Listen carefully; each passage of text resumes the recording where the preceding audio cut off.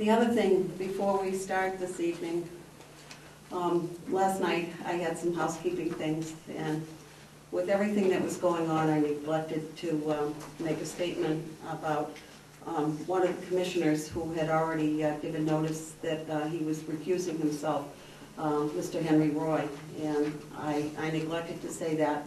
So what was reported in the paper is my fault and not Mr. Roy's, that I did not make that statement at the beginning.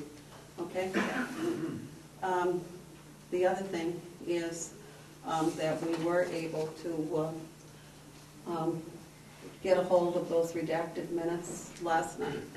And I'm going to need a motion to unseal those minutes. And I need the date of the non-public. Right. I'm going to do a motion to unseal the redacted portion of the minutes. I'm going to make a motion to unseal the redacted portion of the minutes of the meeting of August 18th non-public session, which is what we discussed last night. You don't have to read it. No. And I'm going to second that motion. Okay? All those in favor of the motion signify by saying aye. Aye. Aye. Okay. And we're going to see if we can get these copied, Chief. Did you get those copied? Or have somebody copy those? I can, we want to give this to both sides. Do you have the non-redacted minutes of the meeting? I do. Do you have them? You do not. I'm going to Okay. make sure we give this to them.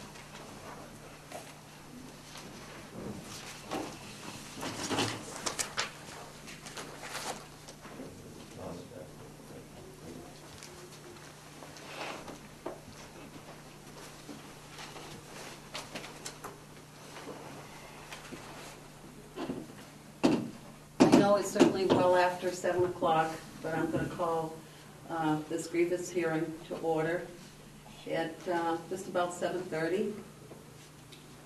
And I have a copy of the proof of posting. Okay, and if everyone would rise for the Pledge of Allegiance. I pledge allegiance to the flag of the United States of America and to the republic for which it stands, one nation, under God, indivisible, with liberty and justice for all.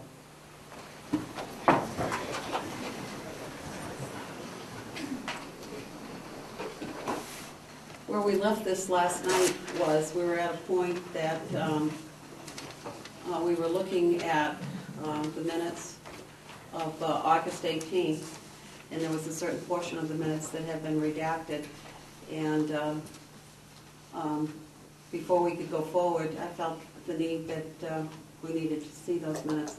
So we did obtain the unredacted minutes, and you have them there, both sides have them. I guess I would ask at this point for both the grievant and the attorney representing the department, if you have statements you would like to make. And I'll start with the grievant. Or if you would prefer to have time because you just received that, that's fine. If you don't mind, yes. Okay. And once again, I'm sure you recall the statements that I made last night, what portion we're dealing with.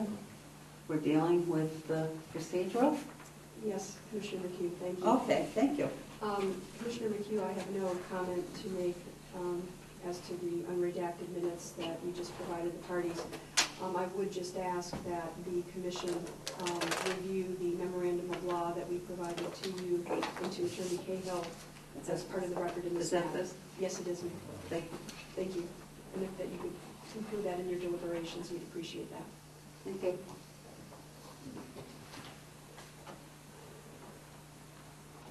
There appears to be nothing with regard to due process, and as far as the additional submission, if I knew that a brief was going to be accepted, I would have made a brief, but I thought we were in the deliberation stage, and I must strongly object to new information being brought to the commission after you've already started deliberation. was just handed that legal fiction prior to the commission starting up. Either the chief had an opinion about what happened last night and it's now changed overnight, or the lawyer has misrepresented what the chief stated last night. So I would strongly make a motion that you do not use that in deliberation, because it is, in our opinion, it's a legal fiction and doesn't represent the live testimony. We gave a lot of leeway last night. Attorney LaFever was involved in three-way conversations, and any document that was going to be provided and used as evidence, the author of the same was supposed to be present. Now, we gave a lot of leeway and allowed Attorney Bailey to read some of the motion from Commissioner Roy, who was not here. That wasn't part of the ground rules, but in order to make, not to seem like we were trying to do a stop and go, we allowed that to happen. But those are the ground rules. Please repeat that again. I guess I didn't understand what your concern was. Attorney LaFever, you can correct me if I'm wrong, but I believe the ground rules were that if documents were to be entered into evidence, that the people who authored them had to be available in case the commission or someone else wanted to question them on the actual document itself. Witnesses. You're talking about, you're making reference to the ground rules about witnesses being present and available. And about documents that were being submitted, such as the motion. But that being said, what I'm saying is this goes one step further than that, where the department is trying to put in more information. We've already started deliberation. I just think it's, again, another illustration about how due process is not adhered to in fair play, so that there's a, I mean, the whole idea of this is to have a harmonious relationship between employees and employees, so that we're on even ground here, and knowing what the rules are. And one side tries, anybody can make a mistake, but one side tries to abide by the rules, and then the other side says, oh, I thought of another thing. Well, I mean, can you imagine this happening anywhere else in any type of litigation where the jury's in the box and they go, oh, we're going to, I just want to submit this to them, and then the other side says, submit this to them. You'd never get out of here. We'd be here till next week.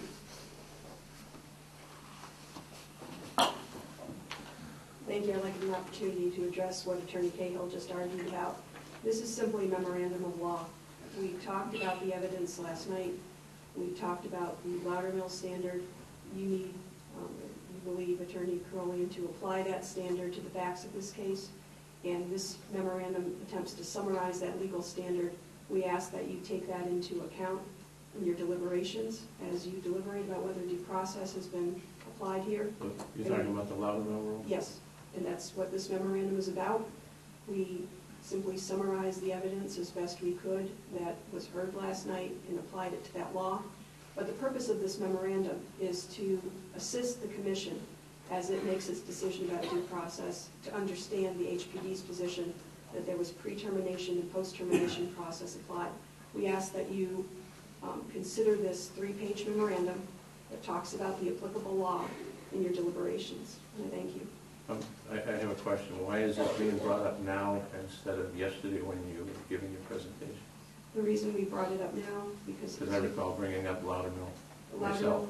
Yes, you brought it up, and we wanted to assist the commission in providing the applicable legal standard for you to look at as you did your review. But why now, not yesterday? It's in response to the issues that you raised. You discussed the Loudermill standard, and we wanted to address that standard further with the commission and have the commission have its ability to review the applicable law. So this is simply a recitation of the law concerning Loudermill that was discussed yesterday. I guess my only comment with regard to that is it's unfortunate that to hand someone a document at this late date and to have to try to read it. There's no way possibly that, I'm going to be able to read it, except for perhaps that we would need to probably recess again in order to read it and to understand it. That's part of my issue, Commissioner McHugh, I want to address your concerns. It is a 3-page document. We feel we tried to be very brief, understanding that the commission is deliberating tonight, and it is applying the law to its deliberations. So it is a straightforward recitation of the law that Commissioner Carolian had discussed last night. We do not believe it would take an undue amount of time for the commission to review it, and ask that you do so and take it into account in your deliberations. Do you think I had previewed the law before talking about it yesterday? I don't know your background, sir, in terms of the Loudermill law, but all I'm saying is that you did discuss it, and Right. our point was to make that law applicable and available to you to review in your deliberations. For the record, I did review it prior to bringing it up yesterday, and that's one of the reasons why I brought it up yesterday. But thank you for forwarding the law again for possible review. Thank you. Can I respond to Okay, that? yes, certainly.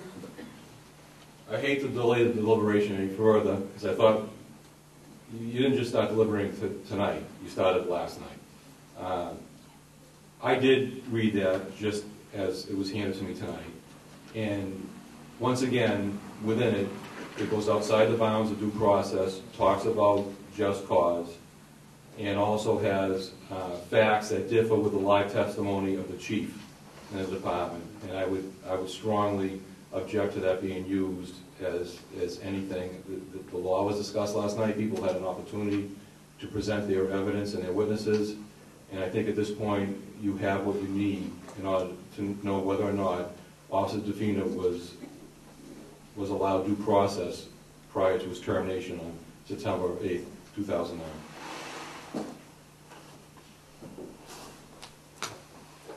Commissioner? Well, I guess for the record, the face sheet that I looked at discusses the Loudermill decision. I think it was 1985 that was handed down by the Supreme Court. I have not gone through it. I'm not going through, I made it very clear, I think we both made it very clear that we do not want to hear any just cause issues, and I am not going to delve into just cause issues. I appreciate the attorney bringing forward the Loudermill decision. She feels that we need to review it, and that's as far as I'm going to go with that. I have a question for you. Is it necessarily something that we need for this part of our deliberation, or is it probably more appropriate something that we might need for the second part of this? The Loudermill decision goes directly to your deliberations in the procedural aspect of this case. Okay. I appreciate, Commissioner Crowley, you haven't looked beyond the first page of this memorandum, but it does not address just cause issues. We're mindful of that instruction. And as we've heard, Commissioner McHugh does not come to this process with the same appreciation of the Loudermill case as perhaps you have, Commissioner Crowley, based on your background. We ask that both of you do review this memorandum, because if you're going to be applying the law, we believe it's important that you understand what the law is fully. I did go and research it. Hmm? I did go and research it. I did take the time to go and research what it was, because I just the name itself I didn't know, so I did go on one day and I did read what it was. What I'm hearing from both of you is you have one opinion on saying that in this memo that you're giving us, that it does not concern just cause. There's nothing in there that says just cause. And we have another attorney, for Attorney Defina, that's saying that there is. So we have two different opinions here. And I mean, you guys can argue about it amongst yourselves all night long if you'd like, but I'm not going to go any further with this. I appreciate the memo. I appreciate clarification on Loudermill. But I'm afraid if I delve into these other pages, and I agree with Attorney Cahill, that would put me in a compromising position to learn things of that pertain to just cause as opposed to due process. So that's my reason for not going into it. Because once I see it, you know, it's like the bullet's out of the gun, you can't bring it back. So I don't want to see it. And what I would suggest, Commissioner Crowley, we do disagree on this issue. I do believe it's important for the commissioners to appropriately apply the law. What I would suggest is that you do undertake to review the document. If you feel that there is some issue raised about just cause, of course you're within your bounds to not take that into consideration. But we do ask that you take this law into consideration in your review, and we would appreciate it if you would do so. As I stated yesterday, I certainly will. And Commissioner McHugh, I'm sorry, could I ask for a point of clarification about what your intention would be as to this memorandum? Well, as I said to you earlier, the only way that I could possibly really understand what you have here in what you've presented is to ask to recess and go and read it and, you know, probably take some time to digest it. And I thought that we had closed the portion of the hearing where we were taking any kind of testimony like that. So that's, I guess that's the part that surprises me, that this is being given to us, you know, this evening. Granted, I do not have the expertise as Commissioner Carolian has with regard to that particular case. However, like I said to you, I did take the time one day when it was said to me to go on and read somewhat about it, and I understand, you know, about that case. Okay, so I somewhat concur with with Commissioner Carolian that you know, it's something that I don't think that we need to deal with presently. If the commissioners have stated, I believe if I've understood you correctly, you are unwilling to review the 3-page memorandum. For the record, could I please have that marked as HPD Exhibit S for identification, just so that we're clear as to what you decided not to review? And if I've misunderstood you, please let me know. I would say no, and I'm talking to you about this, not her. I would say, and no disrespect, it's just we're in deliberation, is we started our deliberation. It seems to me that if this was an issue, it would have been brought up by her prior to this. It seems to me that the only reason this is being brought up now is because I made mention of it yesterday. There was ample opportunity then to bring in the evidence that they wanted to at that time, but we're in deliberation now. We've gone past that point, and if it's just to review, it's not like something that is coming up at 11th hour that is so shocking that it's going to change, there's such evidence that is going to change what the deliberation status is. I just don't see that. I don't see a need to go through that. I don't see that now all of a sudden become an exhibit when we're done with the evidence that's being brought in. And my request was to have it marked so that it was clear what you decided not to review if the issue came up. And there's another proceeding elsewhere that the issue came up, that I refused to review this? Just to make the record clear, Commissioner Crowley, that was my request. How about this? How about I give it back to you?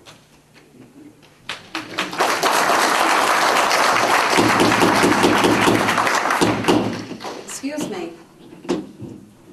I think I said last night, there isn't going to be any of that, and if there is, I'm going to have people leave the room. This is not a popularity contest as opposed to someone saying something that you like or you don't like. Please refrain. I'm asking you you're here as the public just to listen and to view, not to participate, please. Thank you. Thank you.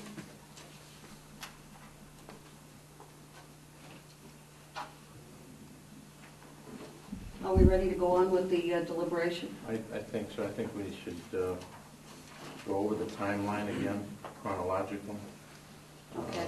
as to, just so we're both understanding what the chronological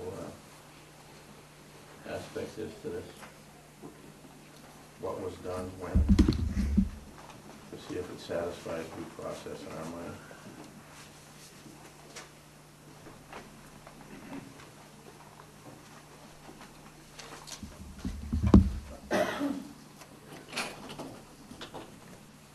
Where do you want to start?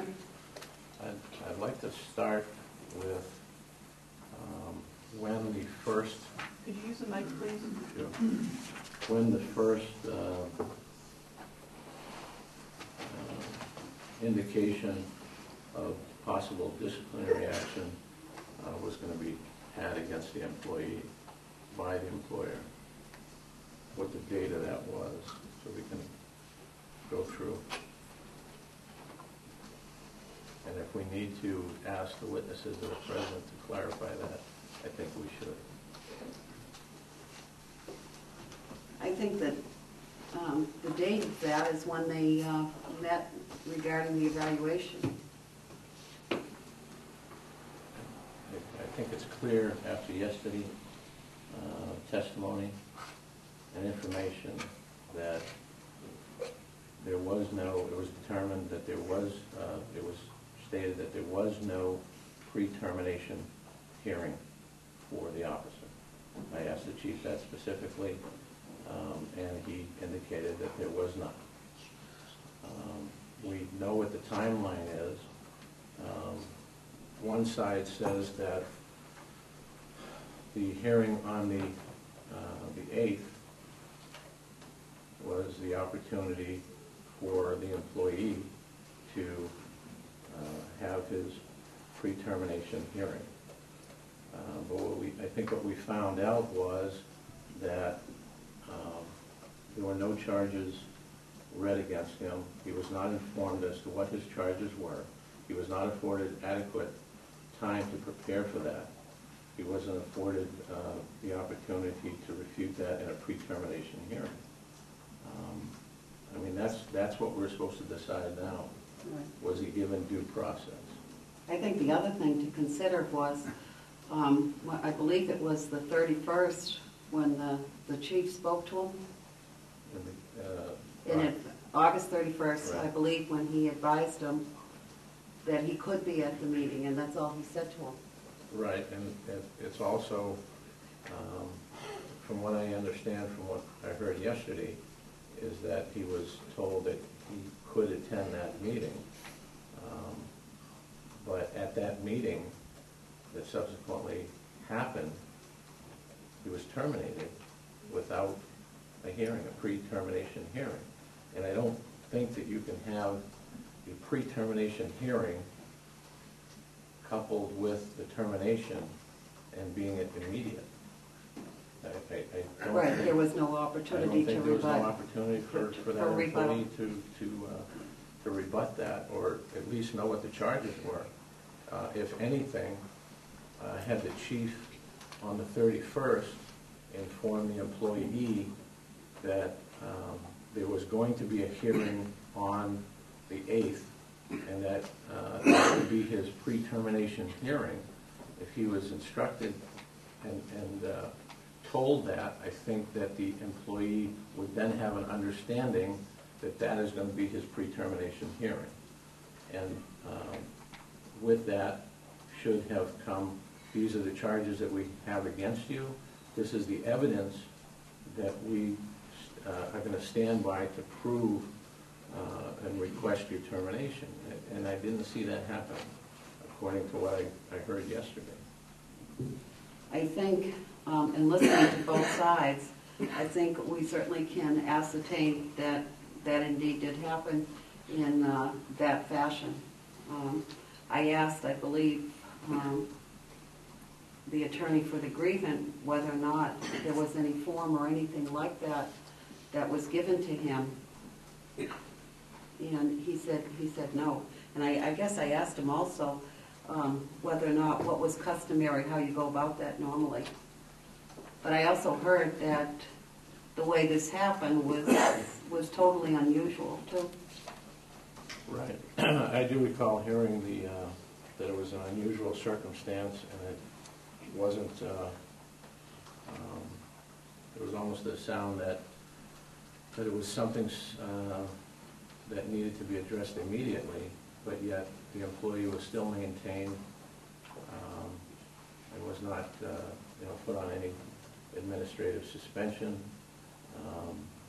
And I think in a nutshell, it boils down to the due process issue was he afforded to know what the charges are, that there's going to be termination recommended, that he's entitled to have a pre-termination hearing, and that he's entitled to have a hearing thereafter.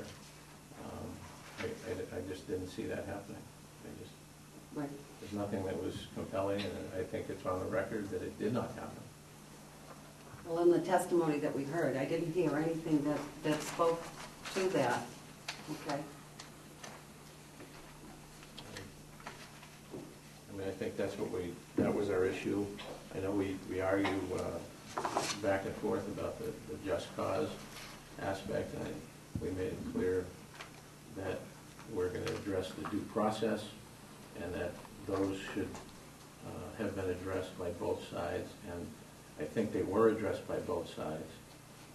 But I also think that through that offer of proof and through the questioning by the commission to both sides, that it was clear that due process was not afforded. Was not afforded to him. I don't believe so.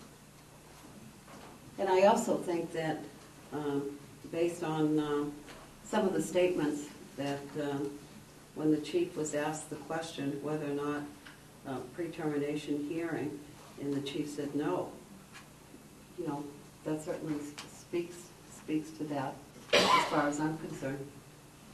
I agree. I think if the chief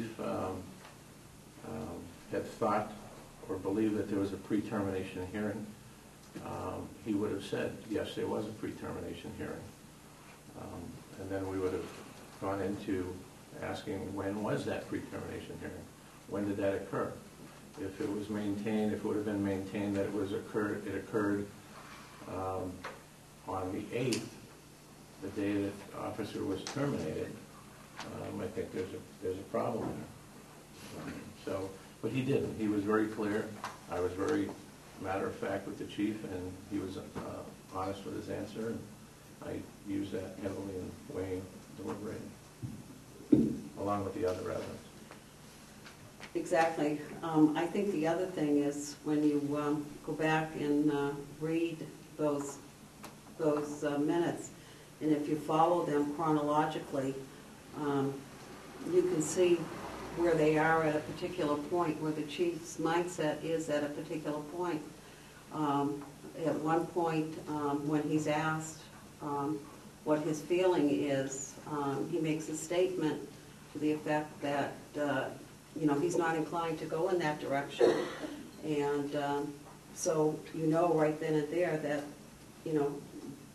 the thought of having the pre-termination hearing is not in his mind. And then you move forward to that meeting on the 8th.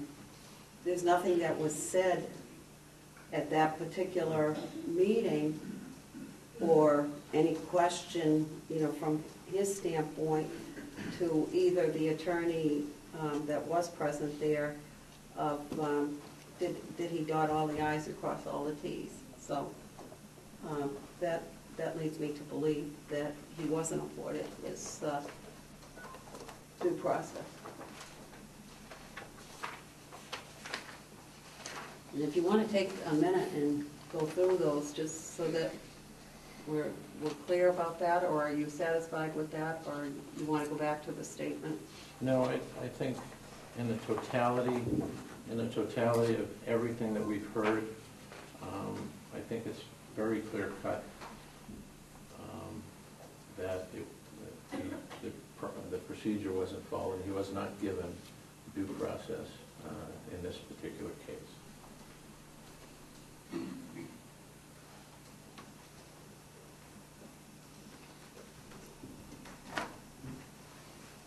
Is that all that we want to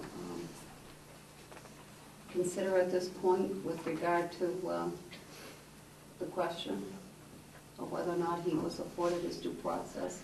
Or is there anything else that you feel that needs to be taken into consideration?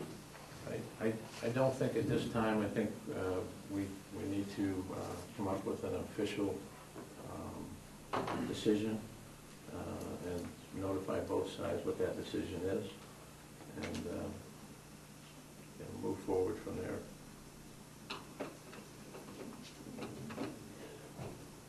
Seeing that there isn't any more discussion or deliberation with regard to the issue of whether or not the officer was afforded his due process. I can make a motion. Okay. I'll make a motion. At this point, I'll make a motion that we find that Officer DeFina was not afforded due process and therefore should be reinstated immediately to include and made whole financially, to include back pay back to the date of termination, with the understanding that we have only addressed the due process and not the just cause, and that as long as the officer understands that and the department understands that we're talking strictly a due process. So I make the motion that we find that Officer DeFina was not afforded due process, that he be reinstated immediately, and that he be made whole financially with back pay going back to the date of termination.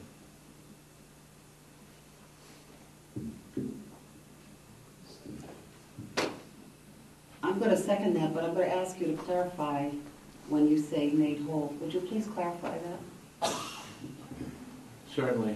When I mean made whole is that the finding shows that he was not afforded due process, that his reinstatement goes back to September 8th of '09, the date of his termination, and that he be made, when I say he may be made whole, financially, I'm talking about giving him back pay back from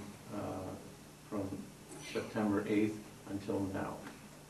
Whatever he's due in pay, whatever he would have earned working at the Hooksett Police Department between then and now, that he be reimbursed ASAP, next pay period. What does that mean? Does it mean that he's to be returned to duty, or is that? As far as I'm concerned, the only issue that we're looking at is was he made was he given due process? If he was not given due process, then he should be reinstated. I guess at this point we're going to have to. I don't know if we want to afford them time to speak on this or not. I just had a question. When you said make whole to include benefits, is back pay? Yes. Yeah. In other words, make it so that the termination is no longer in effect, and he goes back to September 8th. And when I say made whole, that includes any benefits that he would have. In other words, the termination did not happen. He went back to September 8th, and he's been reinstated. Thank you. I just wanted to get up so I could be heard on the record. In terms of the reinstatement, I have a couple of questions, just points of clarification. Certainly. I'm not certain what police standards and training requirements are involved here in terms of reinstatement. And subject to your motion, I would certainly ask that the Hooksett Police Department be able to determine what issues need to be addressed. And I just ask that, a point of clarification, you motioned a reinstatement at this point. Although, as you are aware, the department had asked you to defer that issue until after the just cause hearing so that you could be afforded evidence that would assist you in understanding what reinstatement entails. I take it you are not going to hear any further evidence as to this issue of due process, but could you clarify what the status of the just cause hearing will be? I think that's up to the judge to do. I don't think that there is a just cause hearing that's going to be heard at this point. I'm making the motion that the determination be made that there was no due process, and it's up to the police department to do what they want. We're not certainly prejudicing any decisions that the department wants to follow, move forward with. But so far as due process is concerned, we're finding that, I would like to find that there was no due process. And reinstatement should be made until such time that that situation were to change. Is there going to be a just cause hearing going forward, Commissioner Crowley? I don't understand, and I just want some clarification. I think, and we've said this a couple of times, with regard to this whole issue that we were taking up, the procedural matter, and we have more or less just had our deliberation with regard to the procedural aspect of it, and we've come more or less to the final piece of that. And we're about ready to vote on the motion, whether or not that's what we want. As far as the other, I think that's another issue for another day that has to be taken up. Right now, we're specifically dealing with that. Thank you. I just wanted to understand if the Commission's position was that grievance number 0908 about just cause did in fact remain pending following your decision tonight. I can't in good conscience go forward if we make a finding that there was no due process.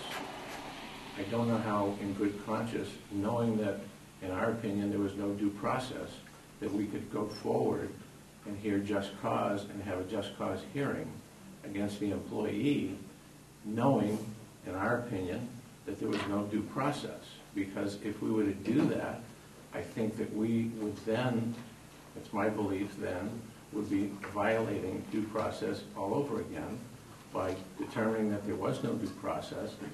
But let's have the hearing anyway to hear the just cause and the merits of the termination. I can't go forward with that because, one, I feel that I would be party to a lawsuit. Two, I would be exposing the town and the taxpayers of Hooksett to a lawsuit if we determine that there's no due process. He was not afforded that, and that we turn around and we hear just cause, and if we heard just cause and came to the conclusion that he should be terminated, and we terminate him, where does that leave us? That leaves us in the position of having violated his due process, the 14th Amendment, all over again, and I'm not going down that road. But we're not preventing anything from going forward from here in the future. Am I making myself clear? I'm sorry, you're not. I think if the department wants to go forward, if the chief, that's another story. But for right here and now, the issue that we were dealing with was the due process, whether or not he was afforded his due process. And we came to more or less, after our deliberation, to a conclusion based on the evidence that was presented to us and based on what the things that were brought forward, okay, that it wasn't afforded to him, and based on the responses that came both from the chief and from the other attorney. And that's what we just said we were basing our decision on as far as the due process, that procedural aspect of it, okay? With regard to whether or not there is indeed just cause, that would be something for the department if the department wanted to go that route. We were basing our decision on, and the remedy on what we deliberated on and what we came to the conclusion on. There's a pending grievance now for the commission to determine concerning whether or not this termination was for just cause. I understand you haven't determined that yet. We would ask the commission to determine that grievance. And I just need to finish if I could. And I'm sorry if I'm not understanding you, Commissioner Carolian, but I want to make clear that there's a second grievance pending. We were of the understanding that this grievance would be pursued first and addressed first by the commission, but that the Hooksett Police Department would ultimately have its day to be able to explain its decision about this termination proceeding. And as a result, in this proceeding concerning due process, we have been given no ability at all to provide you with any information about why this gentleman was terminated and why the police department believes they have just cause to do it. And there are two parties to this proceeding, the union and the police department. We ask that the police department be given a fair opportunity to address reinstatement and to address just cause in a further proceeding. We understand we've limited this proceeding, but it is critical that the police department has a say in this process and be able to explain to you why they had just cause to terminate Officer DePina. You understand the statements that were made by Commissioner Carolian, that he felt by doing that he was going down a path that eventually the commission could be sued for doing something that they shouldn't. I guess at this point, given the fact that I have some questions about some of the statements or some of the things that you brought up, that I think we should recess and with... Before you recess, can I respond to the 20 minutes? Sure. First of all, there's a motion on the floor. I think if you act upon it, there will be a response, and this is a grievance hearing that was requested by the grievant, and the department talks about fairness. The whole reason we're here is because fairness wasn't afforded the grievant. I'd like to see the motion acted upon, and then I think, depending on the vote, we will give the union's position on the grievance that was submitted by the grievant. And the grievance was not submitted by the department.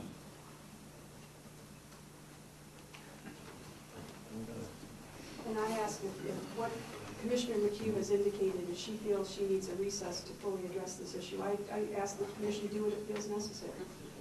Okay. I'd like to table that motion in fairness to everyone. I'd like to table that motion at this point, or I'll retract it if I have to, if that can be done. If not, we'll just recess at this point and return to after recess and address the issues. We're going to recess. Thank you.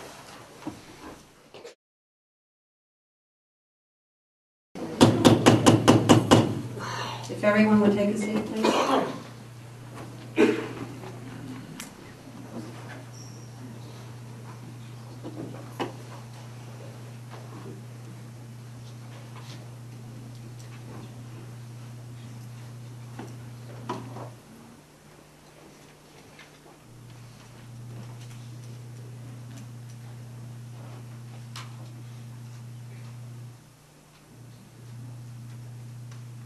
Thank you for being patient.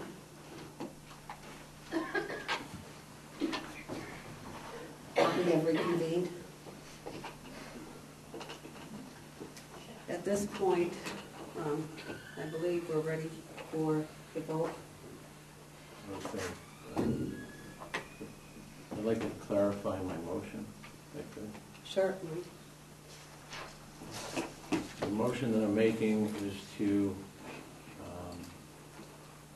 find that due process was not afforded to Officer DeFina, and based on that, that we have him reinstated, and that he be made whole financially back to the date of termination, and that we do not prejudice the department from their ability to pursue just cause.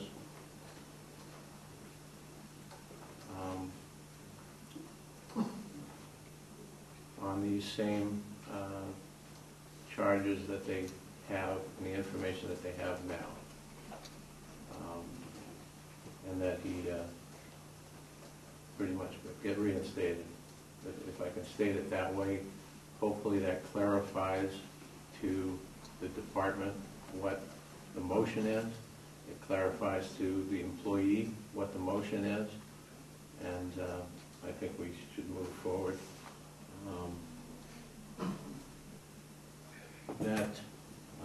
That will come if we have any. I'd like to have some discussion afterwards, after the for clarification. Clarification of the motion? Yes, after we make the motion, but Oh. I'll second the motion. Right. Okay. And I think we need to take a vote on that, Okay, on the motion that's on the floor. okay. All those in favor of the motion signify by saying aye. Aye. The Did you want to clarify? Sir? I do. There's a clarification that I didn't make earlier. Could you use the mic, please? I am. If somebody can turn, I mean, I can start yelling, but that wouldn't be becoming. Can you hear me back there now? Is everybody back there? Can they hear what the motion was? They understand what the motion is? I'm assuming both sides here understand what the motion is. What I didn't have a chance to do during our deliberations for clarification purposes when we were deliberating is the fact that at one of those meetings, the officer was asked to leave and was ordered out of the room, and then more evidence was brought forth. So that comes into weighing into my motion on the decision that I'm making on the motion to go forward. So we have a vote, and has it passed? Yes. You call for a vote. We voted on the motion. Yes, the Vote. vote has been taken on the motion. Okay. Okay. So we're good with this? Yes, we are. We're done? I have one question. Yeah. Maybe just as for clarification, there is a lawsuit pending by Officer Defina against the town and Chief of Rapiotis. For purposes of your make whole remedy, that, to clarify, that does come from the town's budget, correct? The money to pay him the Yes. back wages? Yes. It should come out of the police budget. I don't know where else it would come from. Seriously.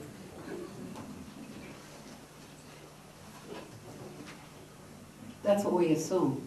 You know, at this point, I don't think I'm prepared to answer a question like that, but I would assume that's where it's going to have to come from. I would certainly look to the finance director tomorrow and get the answer to that question. I don't know if they have insurance. We're not sure. I mean, that's not up to us to decide, nor is it our issue to deal with at this point, other than he's got to be made whole financially with all benefits retroactive back to the date of termination, including all wages, benefits.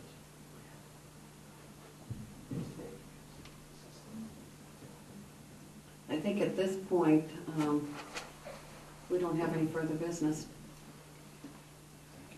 Is the department understanding what my motion was? Yes, thank you, Commissioner Cronin. I appreciate that. You understand what the motion was? Thank you, Commissioners, appreciate your time. I make a motion that we adjourn. Okay, second motion. All those in favor of the motion signify by saying aye. Aye. Aye. Meeting.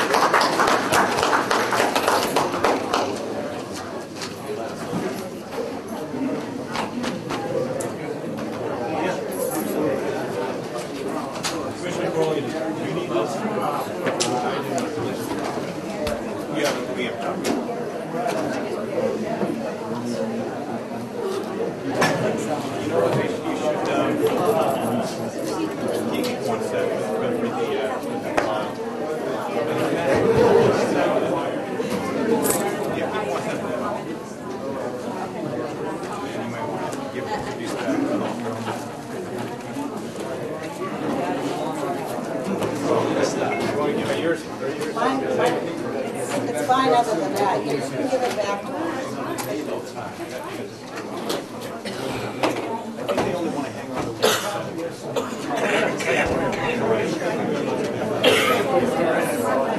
I don't believe so.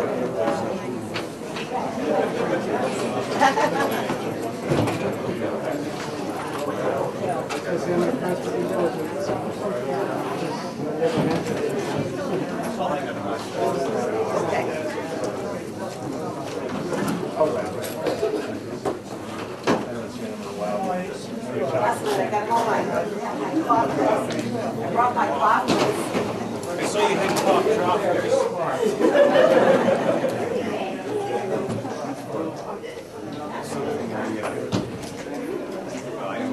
sometimes when you talk about hunting, it might offend some people or not. But if you're out by yourself, doing that, when you cough, it means Yeah, right. Yeah. so cough drops are always the good thing.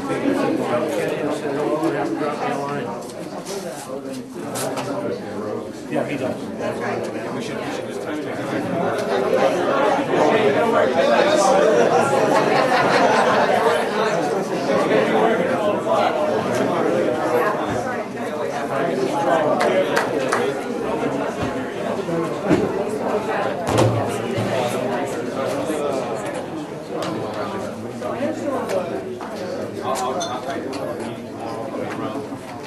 Is that okay? Tell him, give him my best. I'll be in touch with him at some point.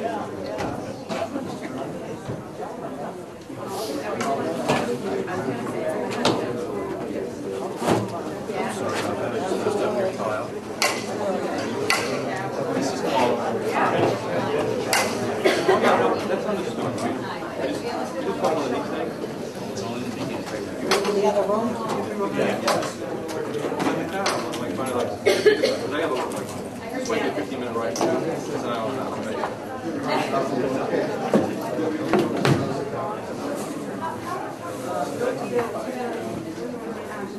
No, it's like, it was really good to watch it.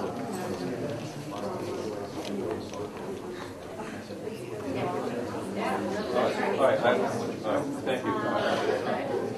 Yeah, thank you. All right, well, I'll keep checking my messages. Yeah. Take care.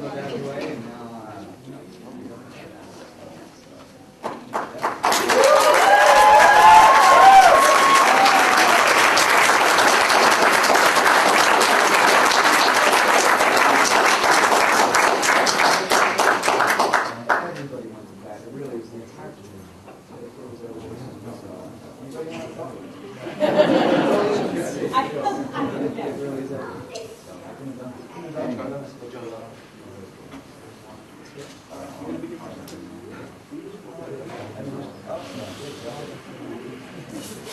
get double my sir. Look right here, up here. Right here.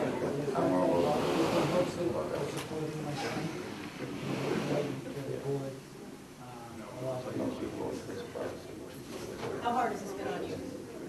Very hard. It's been a lot harder than Jay. He's always, believing the truth and knew the truth. He says, What's your name?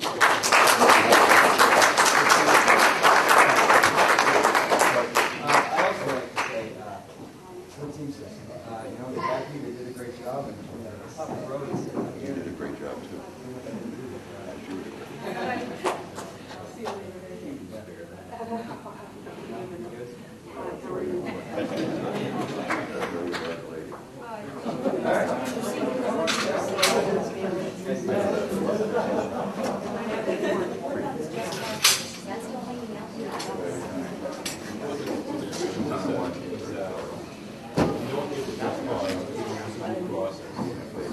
I followed that line of Right, this analogy I do when I was walking the circuit, someone's home, finding something, dragging the toy.